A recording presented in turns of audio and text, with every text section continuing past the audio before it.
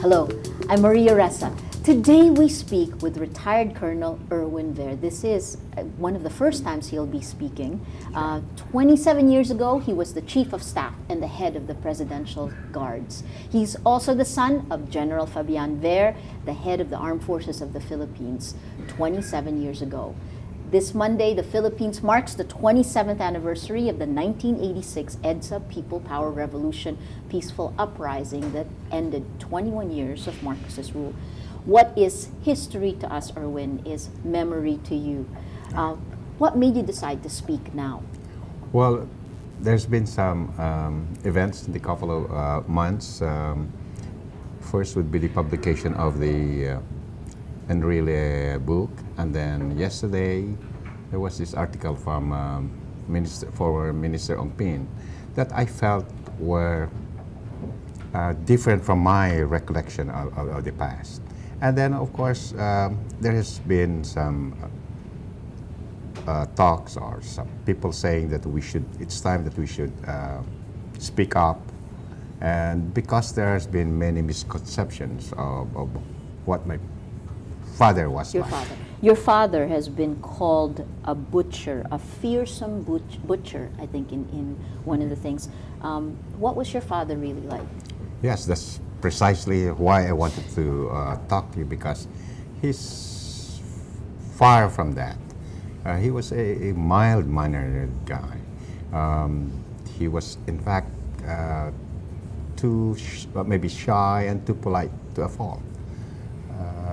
He rarely talked, and he always smiles. He's not an aggressive person. Well, he was a very thoughtful father also, and never failed to be with us on birthdays of children, grandchildren, anniversaries, all that. He's not definitely a butcher, and I think even if you look at news accounts during those 21 years, Yes. he was never involved in any maybe murder plot or ambush or even any violent act at all, whether it was an abuse of his authority or you can check the records. It was only the time when the Ninoy Aquino assassination that his name came into disrepute, because he was Yes. being demonized now as a butcher. There's a lot to go through. Let's start with Juan Ponce Enrile. Okay. That he was at that point one of the most powerful men in the Marcos administration. He's recently come back. He's had a great comeback as Senate President. Oh, yes. He wrote a very long book. You mentioned that. In that book, he portrays your father in specific ways. He basically said that he had a falling out with your father, that your father also was the man who is behind the rumors that his son, Jack Enrile, murdered Alfie Anido. How much of that history, Juan Ponce Enrile's book? Yes. For one thing, this is a surprise when I read this, because I always felt that my father actually respected Mr. Enrile and in fact revered him to a point.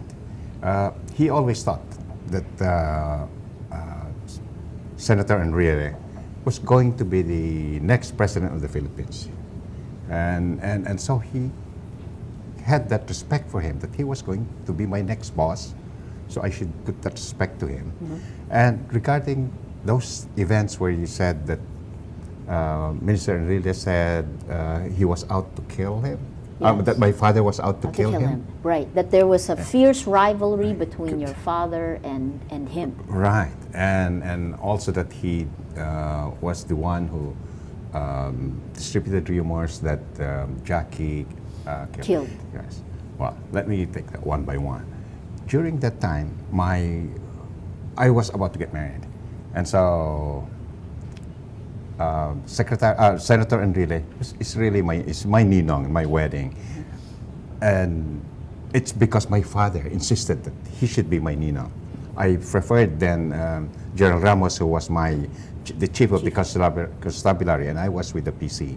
But he made it, he really insisted that I should take, because he believed that Action Man is going to be the next president, and well, Action Man is his nickname for Enrile. yes, Action. Okay. Yeah, he said, yeah, Action actually. Action will be the next president of the Philippines. I guarantee that he even said that to me, and in fact, showed me a letter from President Marcos then. But in the event of his death, there's going to be committee, and then it was going to be headed by Minister Birata, and then number 2 was immediately the defense minister. And he said, well, you can see how easily he can become the president. That's what he said. Because, you know, Minister Enrile then was really the second most powerful man next to the president. He was perceived as that. And we all actually revered him for his brilliance. So we went to his office and called on him so that we could ask him to be my ninong. And this was in 1981.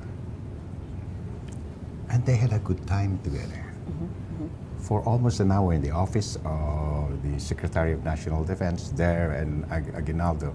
They had a good time. They talk about the martial law times, how it turned out very well first, but unfortunately it didn't. But they had and so it did not look to me as I read the book, that there was any rivalry going on at all. But that was 1981. That was 81. Could it have soured so much that your father would be working against Enrile? Okay. By 1986, was 5 years later. All right. And this is where I would have to establish my father is not one to fight against somebody who is more powerful than him. It's not in his nature. Yes.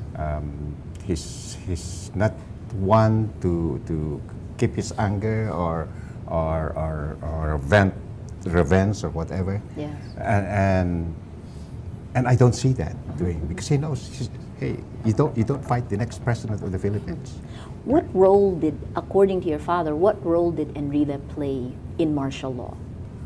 The way my father told me is he was actually the architect of martial law. He was the chief designer and everything.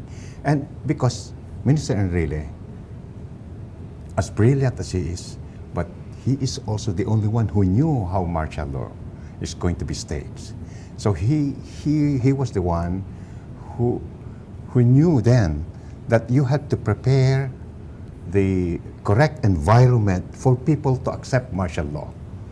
And to say, my father said that was really the key. You cannot just suddenly impose martial law overnight. Right. That you cannot just suddenly put checkpoints and everything. You have to prepare the people.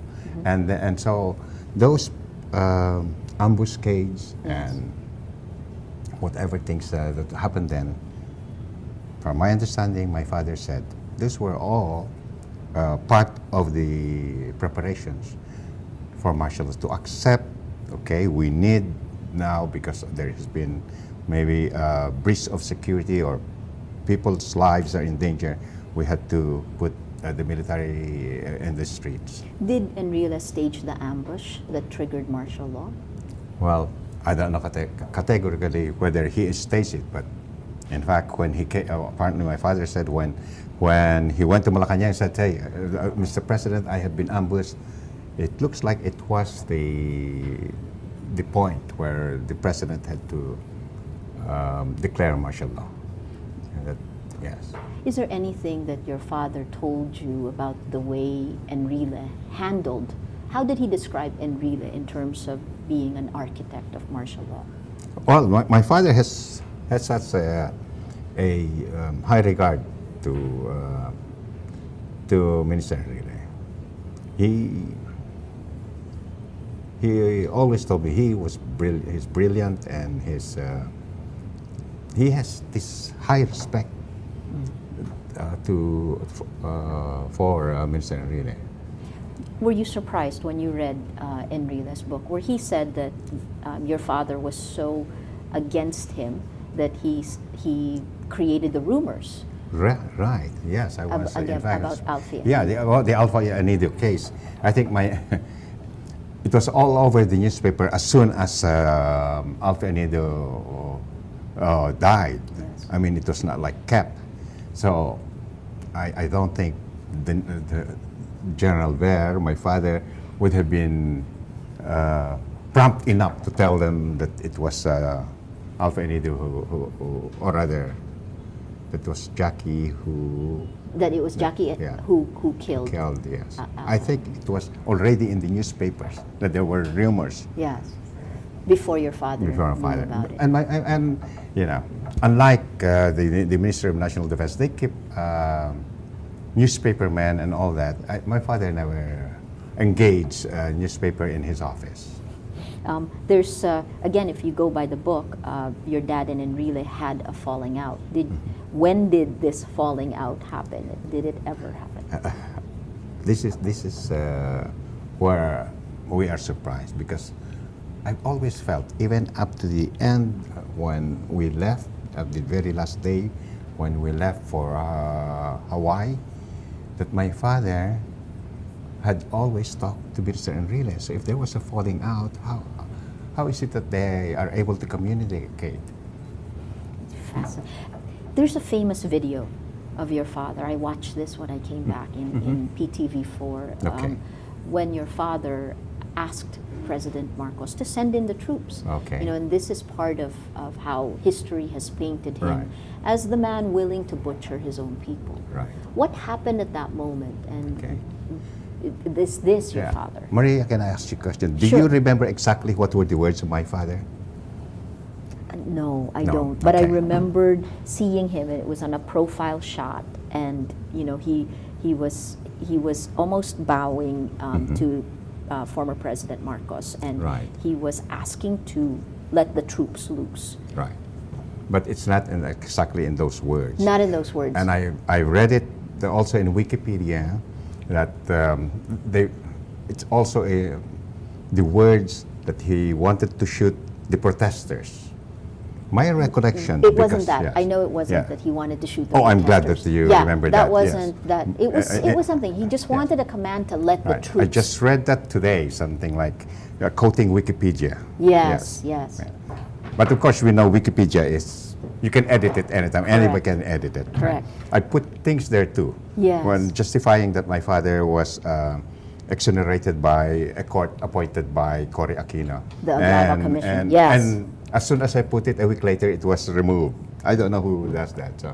Wow. Yeah. Okay. So So, at any rate, back to that at that moment. point, You were there yeah. in the palace, Yeah. right? So tell Yes. me,